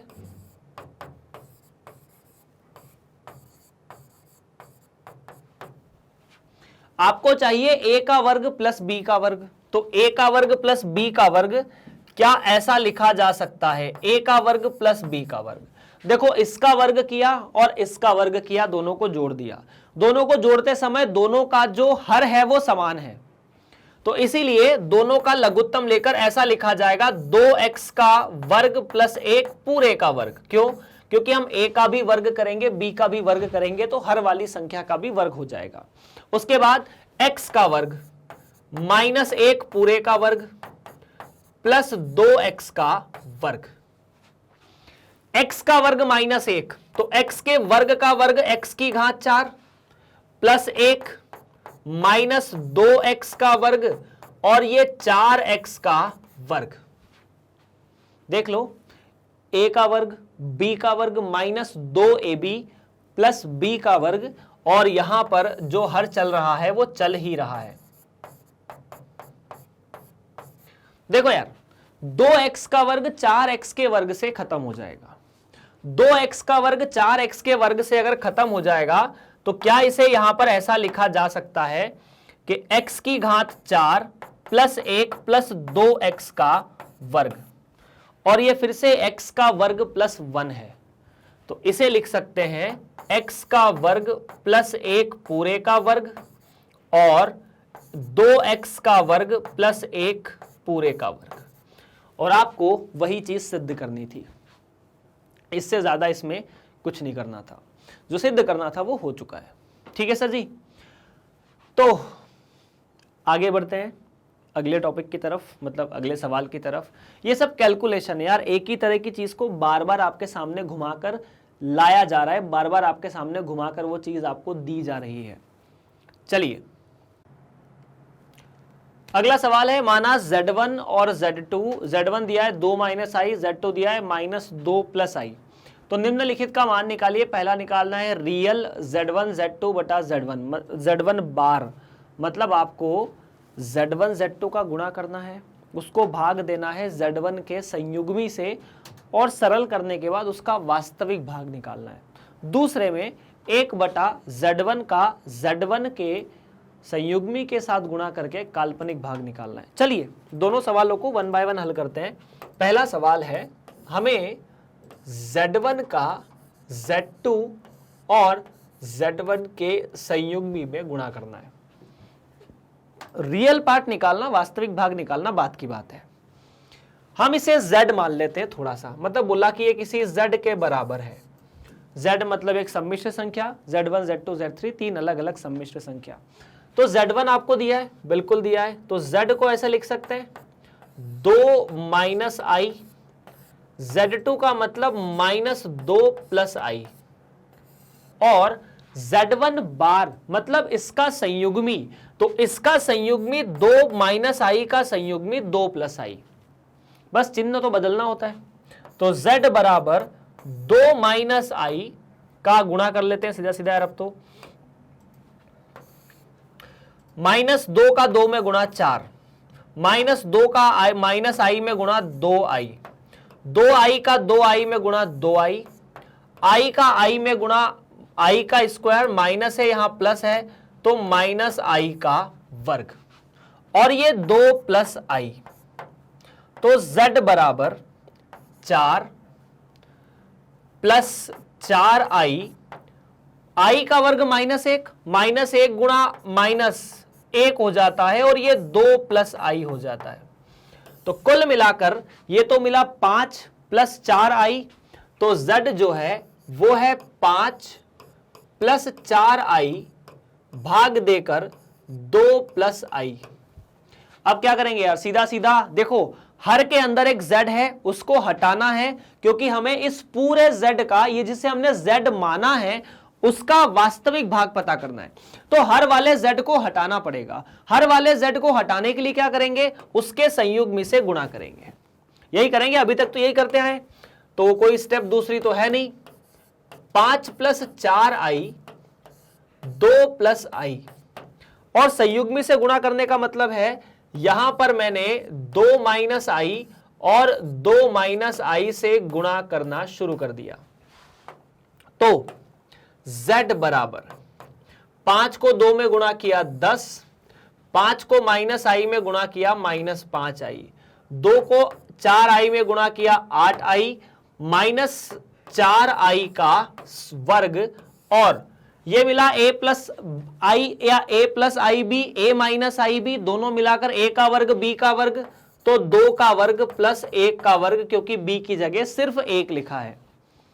ठीक है, तो Z बराबर 10 -5 प्लस 8 मिलाकर +3 आई, -4 और -1 मिलाकर 4, और ये मिला 5। तो Z आपके सामने मिलता हुआ 14 प्लस 3 आई बटा 5। इस Z का, जिसे आपने पूरा ये माना है, उसका वास्तविक भाग क्या है? तो वास्तविक भाग का मतलब है सर जो I के अलावा लिखा है, तो ये Z 14 बटा 5 प्लस 3 आई बटा 5 है, तो इसका जो Z रियल पार्ट है वो 14 बटा 5 होगा। देख सकते हैं हमने शायद कहीं कोई गलती नहीं की, वैसे तो डन है। यह सवाल समाप्त। दूसरा सवाल शुरू। दूसरा सवाल, Z को Z1 के संयुग्मी से गुणा करना है। Z को किससे गुणा करना है? Z1 के संयुग्मी से। चलो ठीक है, करके देखते हैं। दूसरे सवाल में आपके सामने बोला गया है कि आपको इमेजनरी भाग निकालना है। इमेजनरी मतलब काल्पनिक। किसका? Z को या Z1 को Z1 के संयुग्मी से गुणा करके। तो एक बार ना Z1 को Z1 के संयुग्मी से गुणा करो। 2 minus I 2 plus I, a plus I B, a minus I B. सूत्र रट लो, बहुत जरूरत पड़ रही है चूंकि इसकी, है ना। a का वर्ग प्लस b का वर्ग, तो ये 2 का वर्ग प्लस 1 का वर्ग मिलाकर 5। तो Z1 Z2 5 आया। इसका मतलब आपको क्या निकालना है? आपको इमेजनरी भाग निकालना है 1/5 का। अब मेरी बात ध्यान से सुनना। 1/5 क्या एक सम्मिश्र संख्या है, लेकिन ये पूर्णतः वास्तविक है। और पूर्णतः वास्तविक है मतलब आपको कहीं यहां आई जैसा कुछ दिख रहा है क्या? नहीं दिख रहा। ये 5 हटाओगे, कहीं ले जाओगे तो भी आई तो नहीं आ रहा। मतलब 1/5 पूर्णतः वास्तविक संख्या है, और चूंकि 1/5 पूर्णतः वास्तविक संख्या है, इसका सम्मिश्र भाग क्या होना चाहिए? 0। ठीक है, जैसे अगर मैं इसको ऐसे लिखता कि z बराबर 1/5, तो इसका मतलब क्या होता? 1/5 गुणा i0। i0 मतलब काल्पनिक भाग 0 है, और आपको वही निकालना था। im का मतलब इमेजनरी, इमेजनरी मतलब काल्पनिक भाग, re का मतलब रियल, रियल मतलब वास्तविक भाग। तो किसी भी z का रियल और वास्तविक भाग निकालना भी हम लोग सीख चुके थे। अगला सवाल है, इस सम्मिश्र संख्या का मापांक ज्ञात कीजिए। ठीक है, इस सम्मिश्र संख्या का मापांक ज्ञात करना है तो सवाल हमारे सामने बड़ा सिंपल है यार। 1 + 2i और 1 - 3i, आपने इसे z मान लिया। अगर ये z 1 + 2i और 1 - 3i है, तो मैंने कहा कि मैं ऐसा मान लेता हूं कि z बराबर z1/z2 है, जहां z1 बराबर 1 + 2i और z2 बराबर 1 - 3i है। ऐसा क्यों है? क्योंकि z1 हमने इन्हें ऐसा, देखो इसको हल नहीं करना पड़ेगा, गुणा नहीं करना पड़ेगा संयोगमी से। अब अगर आपको z का मापांक चाहिए तो z का मापांक निकालने का मतलब है z1/z2 का मापांक निकालना है ना। दोनों साइड मापांक ले लिया। अब ये हम लोग पढ़ चुके थे कि इसका मतलब है z1 का मापांक बटा z2 का मापांक। अब z1 का मापांक और z2 का मापांक कैसे निकालते हैं? तो z1 का मापांक कुछ नहीं सर, z1 क्या है? 1 + 2i, तो 1 का वर्ग प्लस 2 का वर्ग। z2 क्या है? 1 - 3i, तो 1 का वर्ग प्लस 3 का वर्ग। तो z का मापांक 1 का वर्ग प्लस 2 का वर्ग 5, तो √5 बटा √10। तो ये मिलकर हो गया z का मापांक 1/√2, और यही हमारा सही जवाब है। इतना सा, आपको इसको हल नहीं करना था।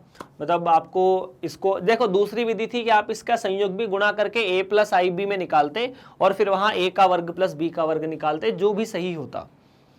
खैर, आगे बढ़ते हैं अगले सवाल की तरफ। अगर समझ में आया हो तो बता देना, नहीं आए तो भी बता देना, ताकि मुझे पता चलता रहे कि आप लोगों को समझ में आ रहा है या नहीं आ रहा है। ठीक है, यदि x - iy गुणा 3 + 5i - 6 - 24i का संयुग्मी है, तो वास्तविक संख्याएं x तथा y ज्ञात कीजिए। आपको यह बोला है कि x तथा y वास्तविक संख्या है, मतलब यह सम्मिश्र संख्या नहीं है ना। दूसरी बात यह बोला है कि यह जो गुणा है x - iy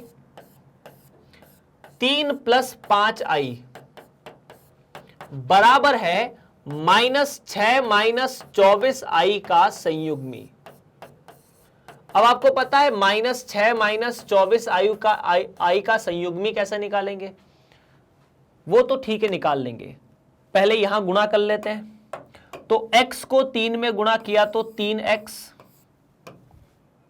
ठीक है। y को 3 में गुणा किया तो 3yi, 5 को इसमें गुणा किया तो 5xi, और इसको इसमें गुणा किया तो -5yi का वर्ग, इन दोनों को। और इसका संयुग्मी क्या है? सर, जो चीज i के आगे लिखी हो उसका चिन्ह बदल दो, बस। संयुग्मी में यही करना होता है। तो 3x माइनस, यहां अगर आप i को बाहर निकाल लोगे तो 3y + 5x माइनस i का वर्ग, तो -1 इसके साथ गुणा होकर प्लस हो जाएगा, तो -6 + 24i। तो ठीक है, मैंने यहां पर लिखा 3x + 5y - i 5x plus 3y बराबर -6 प्लस 24i। अब यहां पर दो सम्मिश्र संख्याएं जो आपस में समान है। अगर दो सम्मिश्र संख्याएं आपस में समान है तो इसका मतलब है उनका वास्तविक भाग 3x प्लस 5y बराबर होना चाहिए -6 के, और माइनस, क्योंकि देखो यहां i के आगे माइनस है पर यहां नहीं है, तो मैं लिखूंगा -5x प्लस 3y बराबर होना चाहिए 24 के। या इस माइनस चिन्ह को वहां लगाएं तो बढ़िया होगा, मैंने माइनस चिन्ह को यहां लगा दिया। अब यहां दो चर वाले रैखिक समीकरण आपको याद आ जाने चाहिए, जहां दो चर हैं और कुछ भी नहीं है ना। तो आपने ऊपर किसका गुणा किया 5 का, नीचे किसका गुणा किया 6 का, ताकि समीकरण के अंदर आपने यहां गुणा किया 5 का, यहां गुणा किया 6 का, तो 5 3 15x 55 25y और ये हुआ -30।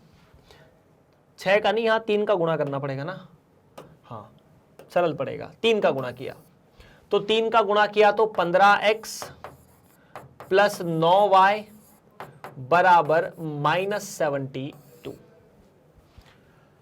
घटाना शुरू करते हैं। ये गया, ये गया, ये जुड़ा, तो 15 में से 15 गया, 25 में से 9 गया 16y, और 72 में से 30 गया तो 42। तो y का मान 42/16। 42/16 को हल करेंगे तो कितना मिलेगा, 42/16 मतलब 21/8। ठीक है, 21/8।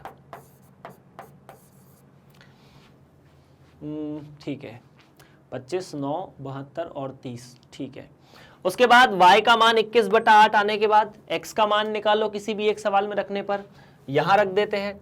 तो 3x प्लस 5y मतलब 5 गुणा 21/8 बराबर है -6 के।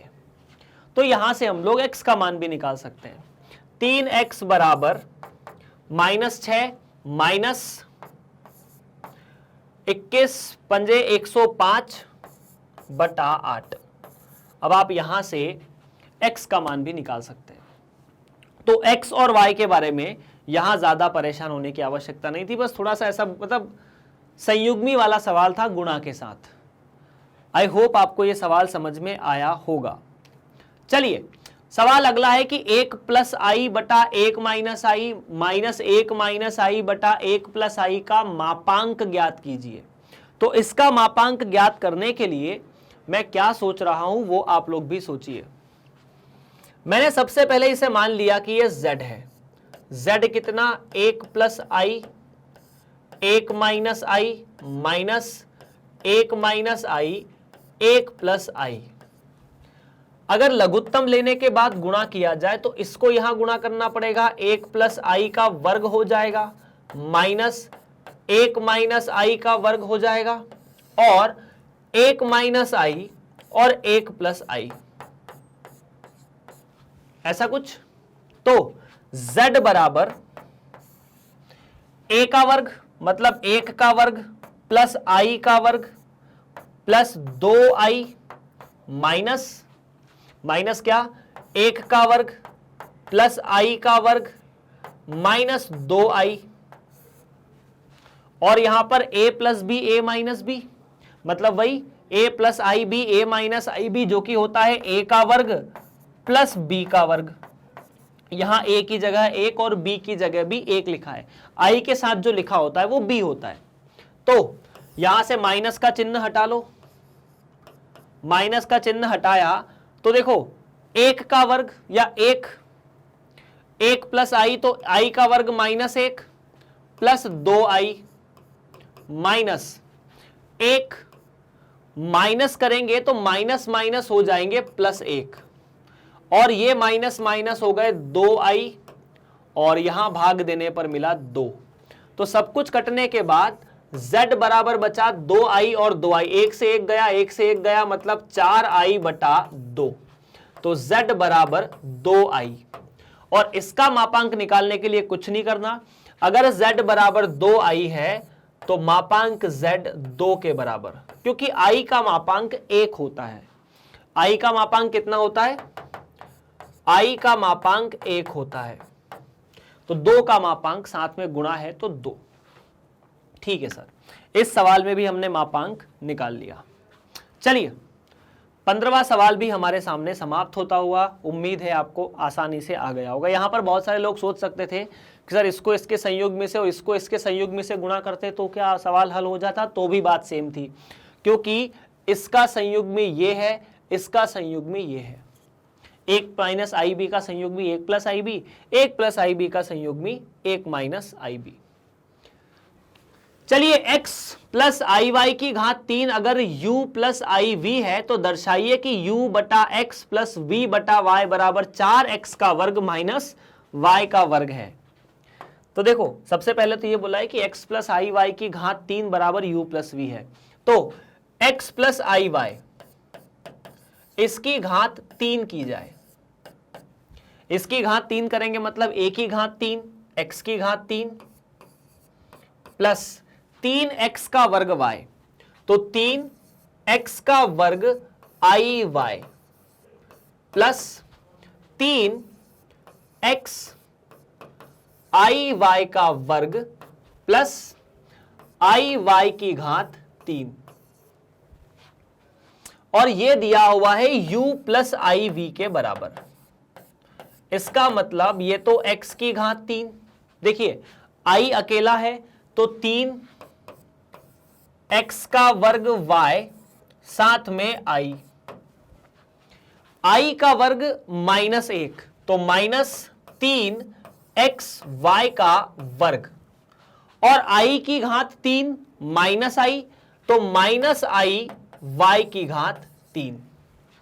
अगर इनको पास पास करके लिखा जाए मतलब काल्पनिक भागों को एक साइड और वास्तविक भागों को एक साइड, तो x की घात 3 3xy का वर्ग प्लस अपन ने i को बाहर लिखा 3x का वर्ग y माइनस y की घात 3, ऐसा मिला। ठीक है, अब सोचना, दो सम्मिश्र संख्याएं समान हैं। अगर दो सम्मिश्र संख्याएं समान है इसका मतलब या दो सम्मिश्र संख्याएं समान है तो उनका वास्तविक भाग समान है और उनका काल्पनिक भाग समान है, ऐसा कुछ। वास्तविक भाग और काल्पनिक भाग मिलने से आपको u और v मिल गया। आपको सवाल में क्या चाहिए? u बटा x और v बटा x या v बटा y, तो u बटा x और v बटा y अपन निकाल लेते हैं सवाल के अनुसार। u बटा x मतलब x की घात 3 माइनस 3x y की घात 2 बटा x प्लस ही है ना, हाँ, 3x की घात 2y माइनस y की घात 3 बटा y, ये v था, v बटा y करना था। अब x से इस x से ये x और ये x एक बार कटेगा, इस x से x कटा तो x का वर्ग, यहां x कटा तो कुछ नहीं, तो यहां पर पहले भाग में बचेगा x का वर्ग माइनस 3y का वर्ग। x का वर्ग 3y का वर्ग, इस y से ये y कटेगा, 3x का वर्ग माइनस y का वर्ग, तो ये मिला 3x का वर्ग माइनस y का वर्ग, y की घात 3 से y कटा, x का वर्ग और 3x का वर्ग मिला के 4x का वर्ग, और y की घात 3 और y की घात 2 या 3y की घात 2 और y की घात 2 मिलाकर 4y की घात 2। यहां से 4 को बाहर निकाल लीजिए, 4x का वर्ग माइनस y का वर्ग। इस तरह से ये सवाल भी हल होता हुआ। प्रश्नावली, विविध प्रश्नावली का 16वां सवाल था। ये थोड़ा कॉम्प्लिकेटेड है, जरूर है, लेकिन मतलब देखो विविध प्रश्नावली के जो सवाल है ना, अगर आपकी परीक्षा में आते हैं तो आपको थोड़ा समय लग सकता है हल करने में, लेकिन नंबर बड़े सवालों के आते हैं, मतलब ऐसे सवालों के नंबर ज़्यादा मिलते हैं। खैर ये तो सरल था। a प्लस बी की घात 3 का सूत्र उम्मीद है आप सभी को याद होगा और सवाल भी आपको समझ में आ चुका होगा। ठीक है, यदि अल्फा तथा बीटा भिन्न वास्तविक संख्याएं या भिन्न सम्मिश्र संख्याएं हैं जहां बीटा का मापांक 1 है, तब बीटा माइनस अल्फा बटा अल्फा का बार बीटा ज्ञात कीजिए, या इसका मान या उसके मापांक ज्ञात करना है। देखो आपको यह बोला है कि अल्फा तथा बीटा दो वास्तविक या भिन्न सम्मिश्र संख्या है जहां बीटा का वर्ग बराबर 1 है, ठीक है। और उसके बाद आपको मान किसका ज्ञात करना है? आपको मान ज्ञात करना है 1 बटा beta minus 1 minus alpha bar बटा बीटा, ऐसा कुछ, ठीक है, हो जाएगा। सवाल में ज्यादा कुछ नहीं है। अच्छा एक बात बताइए, अगर बीटा का मापांक 1 है, मैं दोनों साइड वर्ग कर देता हूं तो बीटा का वर्ग का मापांक या मापांक का वर्ग भी 1 होगा। और फिर मैंने आपको कुछ एक महत्वपूर्ण चीज लिखाई थी कि मापांक z का वर्ग सदैव z का z के संयुग्मी में गुणा होता है। यह अपन ने लिखा था क्या? लिखा था। अगर लिखा था तो उसी पद्धति से बीटा का जो वर्ग है या बीटा के मापांक का वर्ग है वो बीटा गुणा बीटा के संयुग्मी के बराबर होगा, जहां बीटा एक वास्तविक सम्मिश्र संख्या है। चूंकि बीटा का वर्ग 1 है इसीलिए बीटा गुणा बीटा का संयुग्मी का गुणा 1 होगा, क्योंकि ये तो 1 है। तो इस बीटा की जगह पर क्या मैं 1 बटा बीटा का संयुग्मी लिख सकता हूं? जहां ये बीटा है वहां 1 बटा बीटा का संयुग्मी लिख सकते हैं, लिख सकते हैं, ठीक, ठीक है। बीटा जहां है वहां 1 बटा बीटा का संयुग्मी, ठीक है। अब देखना मैं क्या कर रहा हूं, जहां बीटा है वहां 1 बटा बीटा का संयुग्मी लिख रहा हूं, तो आपको क्या मिलेगा? 1 बटा बीटा का संयुग्मी माइनस अल्फा बटा 1 माइनस अल्फा का संयुग्मी बीटा। क्या किया है मैंने? बीटा की जगह 1 बटा बीटा का संयुग्मी कहां से मिला? इस फॉर्मूले से, क्योंकि बीटा का मापांक 1 है और किसी भी सम्मिश्र संख्या के मापांक का वर्ग उस सम्मिश्र संख्या का उसके संयुग्मी में गुणा आता है। इसको लघुत्तम से हल करने पर यह ऐसा मिलेगा, 1 माइनस अल्फा बीटा का मापांक या बीटा का बार, साथ में बीटा का बार यहां आ जाएगा और 1 माइनस अल्फा बार बीटा होगा। हमें यह चीज और निकालनी है। क्या यह बात आपको फिर से समझ में आई है ना जी? ठीक है, अब क्या करेंगे? अब हम लोग 1 बटा बीटा के मापांक को बाहर निकाल लेंगे, ऐसा कुछ। और आपके सामने ये जानकारी यहां पर ऐसी आ जाएगी, अल्फा इंटू बीटा का संयुग्मी माइनस अल्फा का संयुग्मी बीटा। अब मैं आपको एक छोटी सी जानकारी बता देता हूं। जानकारी ये है ना, जानकारी ये है कि अगर मैं z का मापांक निकालता हूं तो वो z के संयुग्मी के मापांक के बराबर होता है। z का मापांक z के संयुग्मी के मापांक के बराबर होता है, क्योंकि z क्या होता है? a plus I B, z का संयुग्मी a minus I B. z का मापांक a का वर्ग प्लस b का वर्ग, z के संयुग्मी का मापांक भी a का वर्ग प्लस b का वर्ग, दोनों का वर्गमूल। इसीलिए बीटा का मापांक भी क्या बीटा के मापांक के बराबर हो जाएगा, या बीटा के संयुग्मी का मापांक भी बीटा के संयुग्मी के बराबर हो जाएगा। तो ये मापांक और ये मापांक तो 1 हो गए, ये तो हो गया 1, ठीक है। अब एक नई बात आपको बताता हूं। मान लीजिए एक z1 मान लीजिए 1 माइनस अल्फा गुणा बीटा के संयुग्मी को। आप क्या कीजिए, एक सम्मिश्र संख्या मान लीजिए z1। z1 क्या, जो हर में लिखी है ना, 1 माइनस अल्फा बीटा का संयुग्मी। ये एक नई वास्तविक संख्या या नई सम्मिश्र संख्या हम प्रश्न में लेकर आ गए। क्यों लाए अभी पता चलेगा। इस पूरे को अपन z1 की तरह देखेंगे, तो फिर क्या इसको z1 के रूप में लिख सकते हैं? एक काम करते हैं, z1 का संयुग्मी लेते हैं। तो z1 के संयुग्मी में सर आपने बताया था कि ऐसा होता है, जहां जहां सम्मिश्र भाग होता है वहां वहां ऋणात्मक लगा दो, मतलब चिन्ह बदल दो, तो ऐसा आ जाएगा क्या? नहीं। क्यों? क्योंकि ऐसा हम तभी बोल सकते हैं जब यहां आई जैसा कुछ लिखा हो और उसके आगे की संख्या एक वास्तविक संख्या हो। तो इसका संयुग्मी निकालने के लिए आपको ऐसा करना पड़ेगा, 1 माइनस अल्फा बीटा का बार पूरे का बार। अब इसमें क्या करेंगे आप, 1 का बार तो 1, अल्फा का संयुग्मी ऐसा और बीटा के संयुग्मी का संयुग्मी बीटा। मतलब ये सम्मिश्र संख्या और ये सम्मिश्र संख्या एक दूसरे की संयुग्मी है, और अगर ये सम्मिश्र संख्या एक दूसरे की संयुग्मी है तो इसे ऐसा लिख सकते हैं,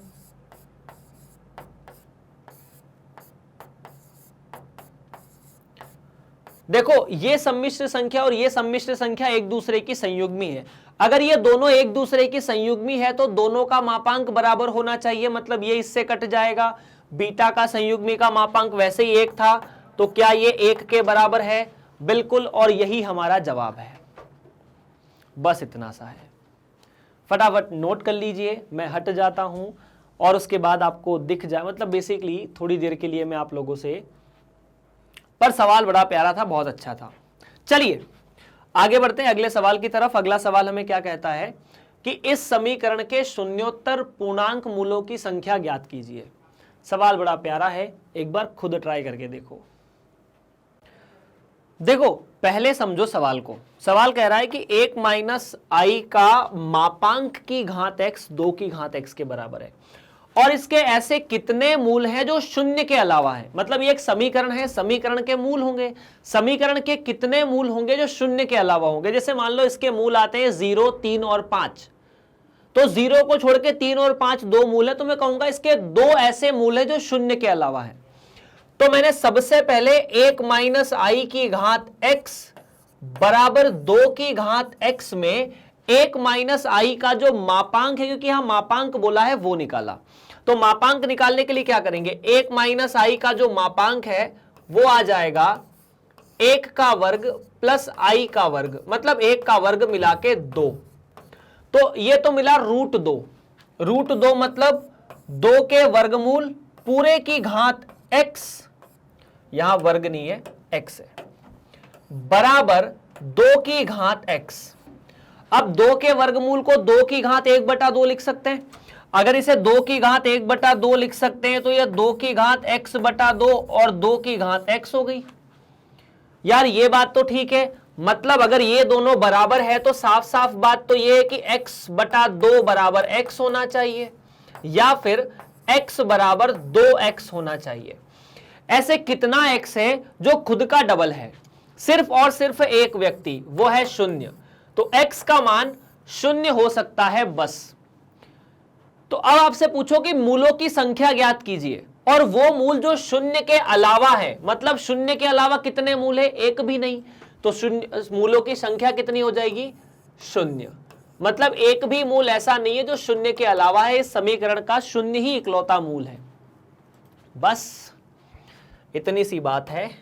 चलिए अगला सवाल है कुछ ऐसा कि a प्लस आई बी गुणा सी प्लस आई डी गुणा ई प्लस आई एफ गुणा जी प्लस आई एच, अगर a प्लस आई बी है तो इसको सिद्ध करना है कि a का वर्ग प्लस b का वर्ग गुणा c का वर्ग प्लस d का वर्ग प्लस e का वर्ग गुणा f का वर्ग प्लस g का वर्ग गुणा h का वर्ग बराबर a का वर्ग प्लस b का वर्ग है। देखिए मान लेते हैं z1 नाम की एक सम्मिश्र संख्या है a प्लस आई बी, दूसरी सम्मिश्र संख्या z2 है c प्लस आई डी, तीसरी सम्मिश्र संख्या Z3 है जिसका मतलब E प्लस आई एफ है, और चौथी सम्मिश्र संख्या Z4 है जिसका मतलब G प्लस आई एच है। ठीक है, आपको क्या बोला है, आपको बोला है कि Z1 का, देखिए क्या बोला है, Z1 का Z2 में गुणा, Z3 में गुणा और Z4 में गुणा A प्लस आई बी हो रहा है, कैपिटल A और कैपिटल B।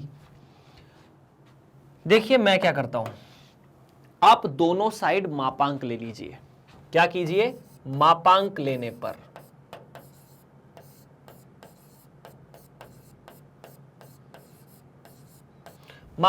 पर क्या बनेगा, मापांक Z1, Z2, Z3, Z4 बराबर मापांक a प्लस IB। अब देखो हमने पढ़ा था कि अगर बहुत सारी सम्मिश्र संख्याएं गुणा में है, हमने सूत्र यह पढ़ा था कि Z1 गुणा Z2 इसका मापांक होता है Z1 का मापांक गुणा Z2 का मापांक। तो क्या ये चारों ऐसे लिखे जाएंगे, Z1 का मापांक गुणा Z2 का मापांक गुणा Z3 का मापांक गुणा Z4 का मापांक बराबर रूट a का वर्ग प्लस b का वर्ग, क्योंकि a प्लस IB का मापांक तो यही है। अब Z1 का मापांक क्या है फटाफट बताइए। Z1 का मापांक a का वर्ग प्लस b का वर्ग, Z2 का मापांक c का वर्ग प्लस d का वर्ग, वर्गमूल है सभी के सभी। उसके बाद Z3 का मापांक तो e का वर्ग प्लस f का वर्ग, और Z4 का मापांक g का वर्ग प्लस h का वर्ग। तो अगर मैं Z1, Z2, Z3, Z4 के मापांक की जगह ये संख्याएं लिख देता हूं, वर्गमूल a का वर्ग प्लस b का वर्ग गुणा c का वर्ग प्लस d का वर्ग गुणा e का वर्ग प्लस f के वर्ग का वर्गमूल गुणा g का वर्ग प्लस h के वर्ग का वर्गमूल, तो ये बराबर है a का वर्ग प्लस b का वर्ग का वर्गमूल। आपको जो चाहिए उसका वर्गमूल यहां पर है, वर्ग कर दो। वर्ग करने पर क्या मिलेगा, a का वर्ग प्लस b का वर्ग गुणा c का वर्ग प्लस d का वर्ग गुणा e का वर्ग प्लस f का वर्ग गुणा g का वर्ग प्लस h का वर्ग बराबर a का वर्ग प्लस b का वर्ग, और हमें यही सिद्ध करना था। सवाल बड़ा प्यारा था, बहुत खूबसूरत सवाल है, 4 लाइन में खत्म होता हुआ। अगर सवाल समझ में आया तो कमेंट करके बता देना, आपको यही चीज सिद्ध करनी थी बस। ऐसे अगर बहुत सारे और भी आगे होंगे तो सेम मेथड है, अगर 10-15 और z लिखे हैं तो सेम मेथड है, सेम तरीका, सेम अप्लाई करना है। चलिए तो इसको यार आप लोग ना मुझे एक बार कमेंट करके जरूर बताना कि क्या ये सवाल आपको समझ में आया कि नहीं आया। चलिए आखिरी सवाल इस विविध प्रश्नावली और इस अध्याय का, कि अगर 1 प्लस आई बटा 1 माइनस आई की घात m बराबर 1 है तो m का न्यूनतम पूर्णांक मान क्या है। तो इसमें कुछ नहीं करना, सबसे पहले इसे सरल करेंगे। 1 प्लस आई बटा 1 माइनस आई, क्या करेंगे, 1 प्लस आई बटा 1 माइनस आई में 1 माइनस आई का संयुग्मी गुणा करेंगे। तो ये कैसा हो जाएगा, ऊपर तो हो जाएगा 1 प्लस आई का वर्ग और 1 प्लस आई और 1 प्लस आई का 1 माइनस आई गुणा 1 प्लस आई, तो ये तो हो जाएगा 1 का वर्ग प्लस 1 का वर्ग, a प्लस आई बी गुणा a माइनस आई बी बराबर a का वर्ग प्लस b का वर्ग। तो 1 का वर्ग 1, i का वर्ग प्लस 2i गुणा 1 बटा 2, 1 का वर्ग प्लस 1 का वर्ग। अब देखो 1 का वर्ग तो 1, i का माइनस 1 और ये 2i बटा 2, 1 माइनस 1 0, 2 बटा 2 बचेगा जो कि होगा सिर्फ i। तो आपको वास्तव में 1 प्लस आई की घात 1 माइनस आई की घात m जो बोला है वो 1 करना है। इसका साफ साफ मतलब है कि i की घात m बराबर 1 करना है। क्या करना है, देखो इसका मान वास्तव में i है, सरल करने पर ये i आया, मतलब इसकी घात m और i की घात m बराबर 1 कब होनी चाहिए। अब मुझे बताइए i की घात कब 1 होती है, सबसे न्यूनतम मान चाहिए और वो पूर्णांक होना चाहिए। तो i की घात 1 चाहिए, तो i की घात 1, i की घात 2, i की घात 3, i की घात 4, i की घात 4 1 होता है। इसका मतलब i बराबर या m बराबर 4 होना चाहिए, बस इतनी सी बात है। चलिए तो इस तरह से इस प्रश्नावली के साथ इस अध्याय की समाप्ति होती है, और इस अध्याय की समाप्ति के साथ आपके सामने एक छोटी सी रिक्वेस्ट है कि आपको यह अध्याय कैसा लगा, यह अध्याय समझ में आया या नहीं आया, बताते रहना कमेंट के माध्यम से। अगर आप इन वीडियोस को YouTube पर देख रहे हैं तो बहुत अच्छी बात है। अगर आपको YouTube पर ये वीडियोस देखने में तकलीफ होती है तो मैग्नेट ब्रेन्स की ऑफिशियल साइट www.magnetbrains पर जाइए और वहां पर आप सर्च कीजिए CBSE हिंदी मीडियम। जैसे ही आप इसे क्लिक करेंगे आपको कक्षा 11वीं दिखेगी। 11वीं में आपको ऐसा फोटो और ये चीज दिख जाएगी। इस पे आप क्लिक करेंगे तो आप बढ़ेंगे एक बड़ी सी प्लेलिस्ट के आगे। वहां पर चैप्टर नंबर 1, 2, 3, 4 सभी लिखे रहेंगे। आपको अगर 5वां चैप्टर देखना है तो 5वें चैप्टर पर क्लिक कीजिएगा, सम्मिश्र संख्या एवं द्विघात समीकरण। क्लिक करते ही बहुत सारे वहां पर टॉपिक दिखेंगे। जिस टॉपिक पर क्लिक करेंगे उसका वीडियो चलना शुरू हो जाएगा। बस इतनी सी प्यारी सी सिंपल सी प्रोसेस है। और आपको पता ही यार, जाते जाते एक बार फिर से आपको बता देता हूं कि मैग्नेट ब्रेन्स सभी बच्चों को कक्षा 6 से लेकर 12 तक पूरी स्कूली शिक्षा पूरी तरह से मुफ्त पढ़ाता है। इसके लिए आपको किसी भी व्यक्ति को कोई अन्य चार्ज देने की आवश्यकता, कोई अन्य पैसा देने की आवश्यकता नहीं है। तो बस इस वीडियो को देखते रहिए। एक बार लाइक वीडियो को कर देना, इसके अलावा अपने दोस्तों के साथ इसे शेयर कर देना, वीडियो को भी और चैनल को भी, और आप और आपके दोस्त दोनों इस वीडियो को, इस चैनल को सब्सक्राइब जरूर कर दीजिएगा। मिलते हैं आप सभी से अगली कक्षा में, तब तक के लिए आप सभी का बहुत बहुत धन्यवाद।